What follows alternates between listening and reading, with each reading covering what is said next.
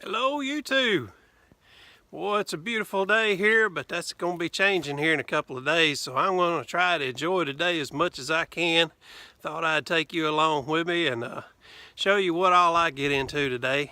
One thing I'm getting into is a flower garden, but I don't have flowers in there. What I've got is some lettuce. I planted it earlier this year and I showed y'all some of that.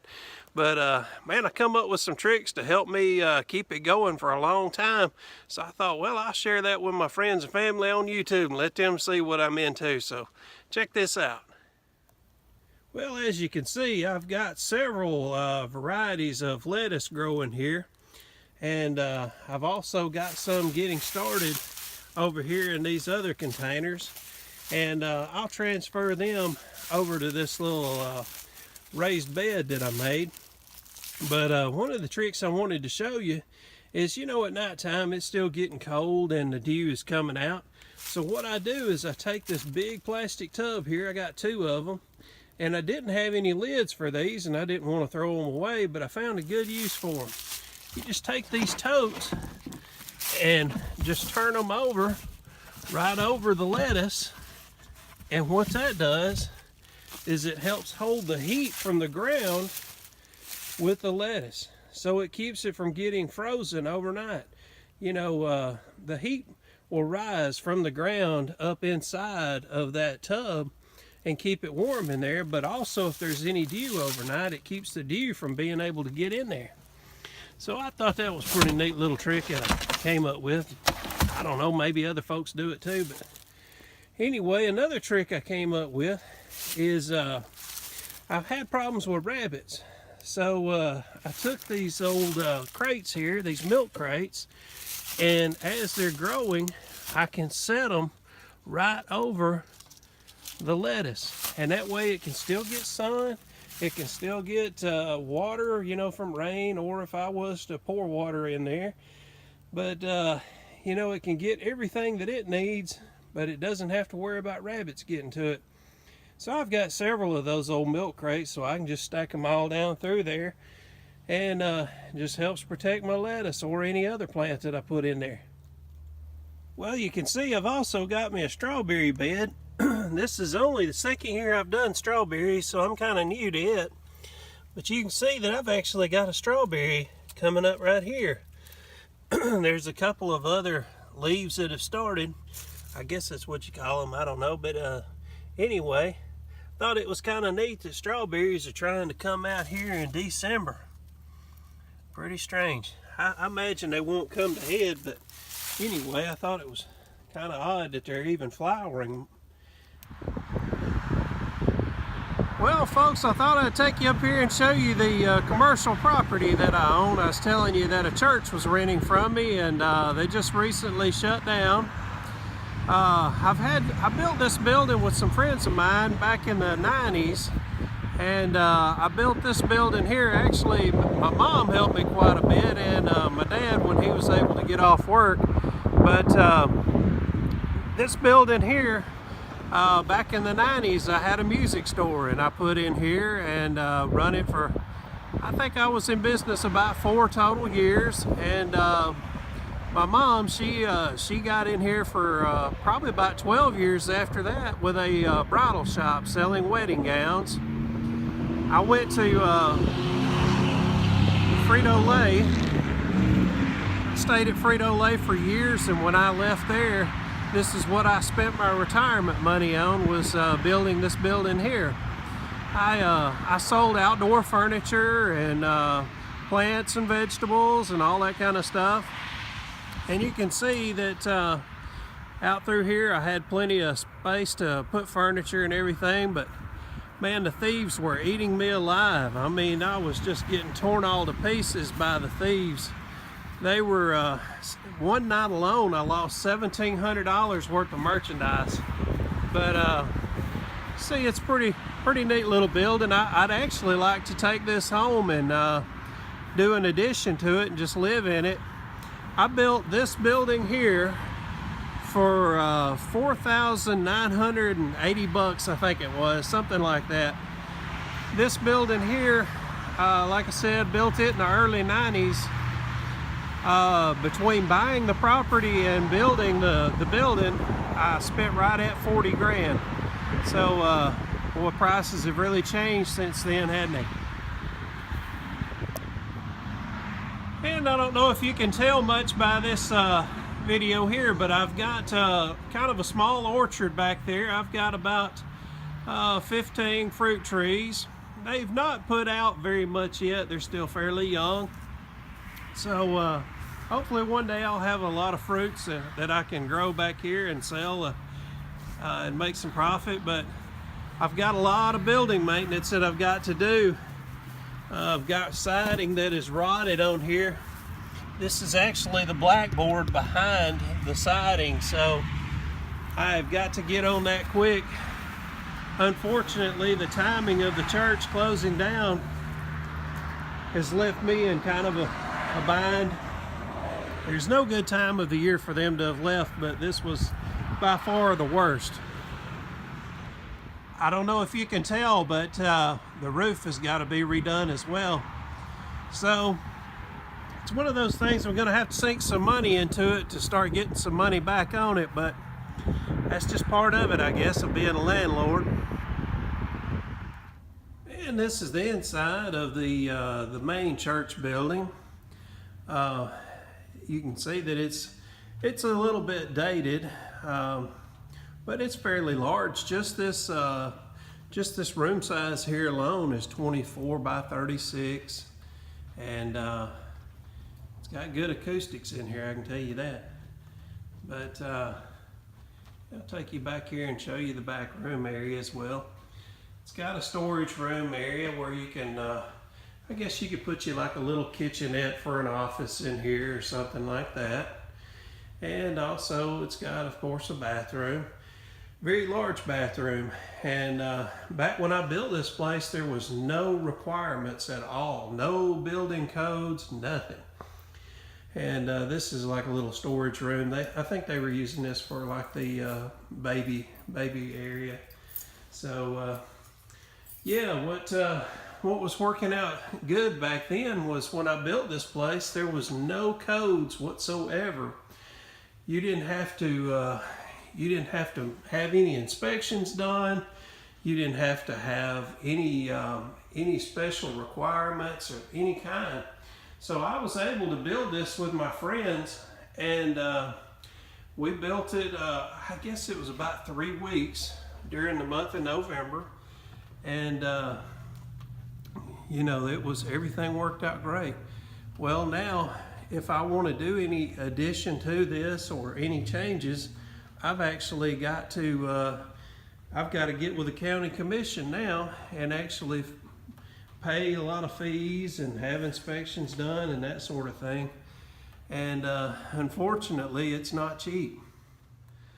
So what's crazy is when I left Frito-Lay and I had my $5,000 that, like I said, was my retirement money. I took that money and I built that smaller building that I showed you.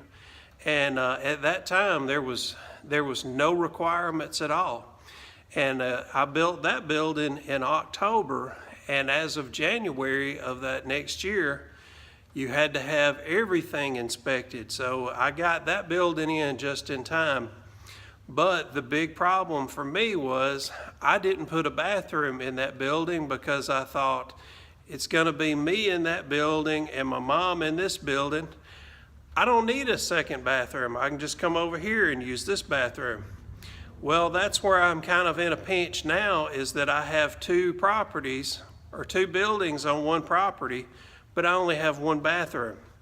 If I was to go to the county commission and try to get approved to put in a bathroom over there, they could deny it and actually make me put up a second septic system, even though this septic system is only basically with 1 sink and 1 toilet.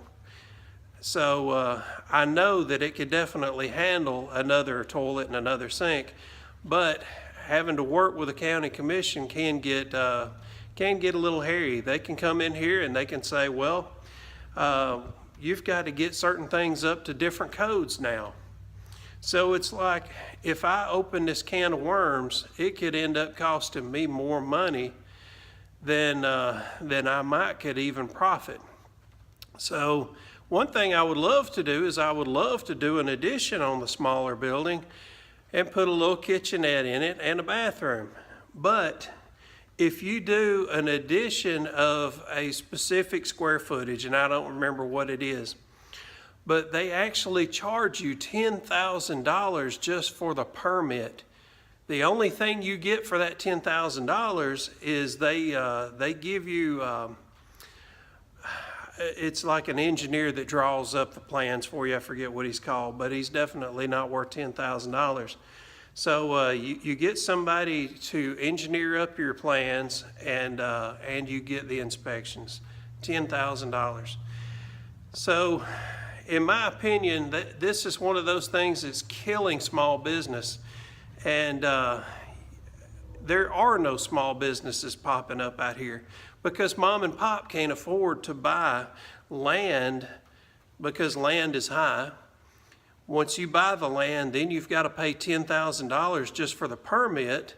Then, of course, you've got all the construction cost and all the startup cost with buying inventory and everything else.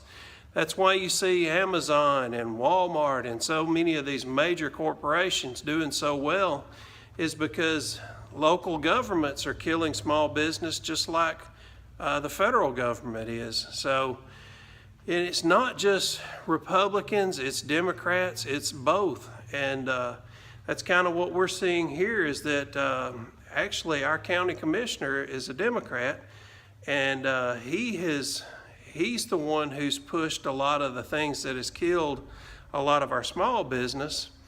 But then again, there's other local politicians that are Republicans, and they're doing the same thing.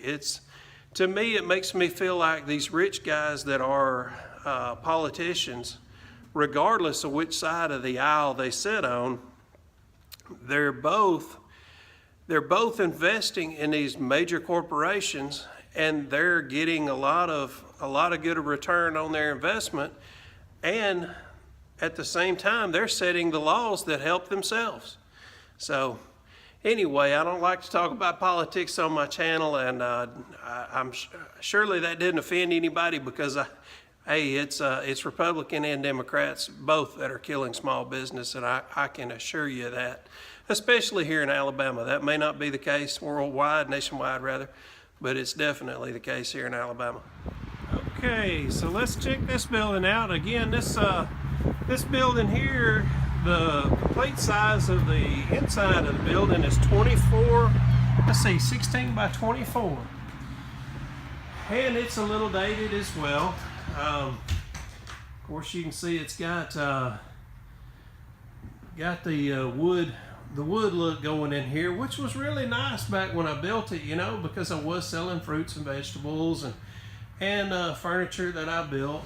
Matter of fact, here is a solid oak table that I built with these two benches, and I just left it in here for the church to be able to use. But they've got a partition in here now to kind of divide it. That way they were able to have Sunday school classes in here.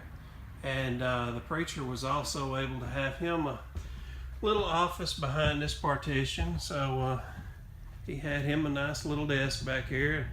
Everything set up with a computer and all that. But I guess it was about 2 or 3 months ago we had somebody break in and steal some stuff out of his desk. So, just one of those things you can't prevent. But anyway, I love this little building, and I have practically begged Purdy to allow me to take this building to our property and add on to it, make us a nice little home. I've just always loved this little building. Like I said, me and my mom, she helped me a lot. She with her working next door in her business, I would frame up a wall down on the floor, and I'd call her and get her to come over and help me, and she'd help me stand the wall up.